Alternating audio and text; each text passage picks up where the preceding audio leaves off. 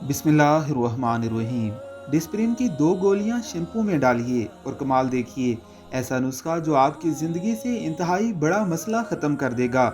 बालों में खुश्की का पैदा हो जाना एक बड़ा मसला है। सर्दियों में ये मसला मज़ीद बढ़ जाता है, जिससे आपके सर में ख़ारिश हो जाती है, जो आपकी परेशानी का सबब बनती है।